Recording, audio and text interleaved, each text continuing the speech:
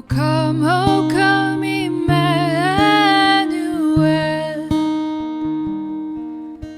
and ransom captive Israel that mourns in lonely exile here, until the Son of God appear. Welcome to Living Faith Midweek Devotions. It's wonderful to be here in the middle of December as we're preparing for Christmas. We also then continue in our devotions as preparations for enjoying God's Christmas gift. We're in our third week, our final week of preparations, and our first week we were all about preparing with hope, the wonderful gift of hope that God has given us, the certain hope that He's given us, that He's going to take us to be with Him in heaven when we believe in Him. The second gift that He promised us was peace. Peace, even in the midst of stress and everything, He gives us peace. He is our peace. He prepares us with peace. And finally, today I want to focus on joy.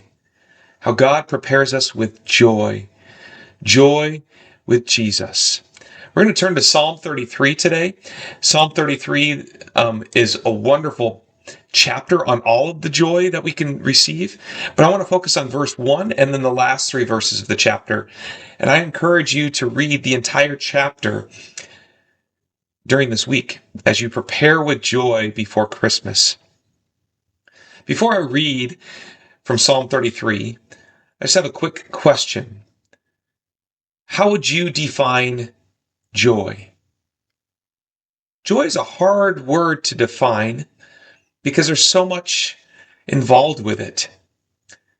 It's an emotion, but it's also an expression.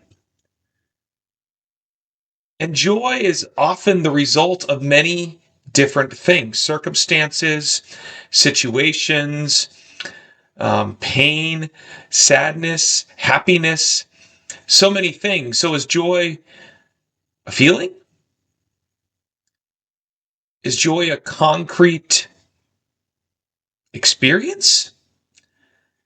Is joy actually the definition of a state of being? What is joy? Let's read Psalm 33 and define it a little bit. Psalm 33, verse 1. Sing joyfully to the Lord, you righteous. It is fitting for the upright to praise Him. And then starting at verse 20. We wait and hope for the Lord. He is our help and our shield. In Him our hearts rejoice, for we trust in His holy name. May your unfailing love be with us, Lord, even as we put our hope in you. So what is joy? What brings you joy? When are you joyful? And maybe the better question is to ask, what makes you not joyful? Often I think we allow our joy to be dependent on what's happening in our lives. Maybe it's with our family, trying to get the family together for Christmas or not wanting to get together with family or friends because of the drama. Does that rob you of the joy? Maybe it's the busyness of this time of the year. Maybe it's the busyness of your schedule. Does that rob you of your joy? What brings you joy? Maybe it's when everything seems to be going right in your life. Maybe it's when all the things are happening in your life that you planned and they're going well. Is joy happiness? Can you be joyful when you're sad? Okay, I've asked a lot of questions, but I pray that I've gotten you to think about joy in your life. What brings a smile to your face, and really, what brings a smile to your heart, deep down in your soul. And I pray that that joy is there. And it's there because of Jesus. Psalm 33 talks about God's unfailing love.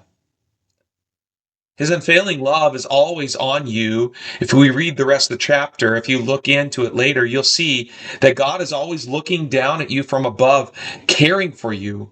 He is the one who created you. He is the one who will provide for you in good times and in bad. Joy should not be dependent upon our circumstances. Joy should be our state of being, always. Because God always loves us. God always cares for us. God created us. And so what the psalmist is encouraging us to do is to have joy at all times because his unfailing love is always there. Have you ever heard of the term or the phrase, put on a happy face? I think it's in a kid's song. It's probably from a show as well. Just put on a happy face. It's not always easy to put on a happy face, is it? But joy isn't always about being happy. And it's not always being about just content. But joy is knowing what Jesus has done for you. And if you know what Jesus has done for you and you truly believe that, even when you're suffering in pain, when you're alone, even the bad times, you have joy in your heart. Your heart and your soul is smiling because of what Jesus has done for you. And won't that naturally want to just flow out of you into a smile? Now, I'm not trying to guilt you into smiling more, but I'm asking you to really evaluate where you are at in life and what's trying to rob you of your joy so that your heart and your soul, which is smiling for Jesus, also carries out through your smiling physically, outwardly to others. So that we can carry that unfailing love from Jesus to others so that they too can live joyfully, praising God for what he's done for us. Because when he does return, he's going to take us to be with him in everlasting joy in heaven. That's the hope that we have. That's the peace that we have waiting for us. And that's the peace that he gives us in our heart today. It's the joy that resides in us. So, dear friends, as you are preparing to enjoy God's Christmas gift of himself, prepare with the joy that he gives. And may that be with you always. God bless you, dear friends. And we'll see you on Christmas. Rejoice, rejoice, Emmanuel shall by his word our darkness dispel.